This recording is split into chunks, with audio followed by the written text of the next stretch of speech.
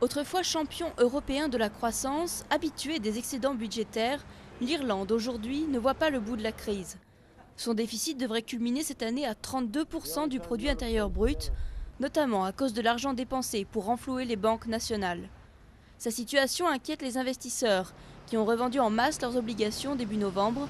Du coup, les taux d'emprunt de l'État irlandais se sont envolés, et pour certains économistes, il va être difficile d'échapper à la faillite. Il est très difficile d'imaginer quelles pourraient être les conséquences économiques et sociales d'une faillite du gouvernement. Je pense que leur situation financière est extrêmement grave et il me semble que les mesures qu'ils peuvent prendre d'eux-mêmes ne seront pas suffisantes pour sauver la situation d'un point de vue financier. L'Europe, de son côté, tente de ne pas céder à la panique, même si le président de l'Union européenne, Herman Van Rompuy, a évoqué une crise pour notre survie.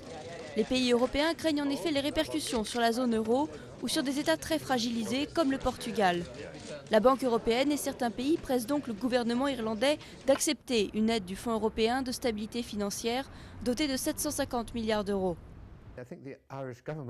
Je pense que le gouvernement irlandais est très réticent à l'idée d'accepter cette proposition à cause des nouvelles conditions de l'Union européenne.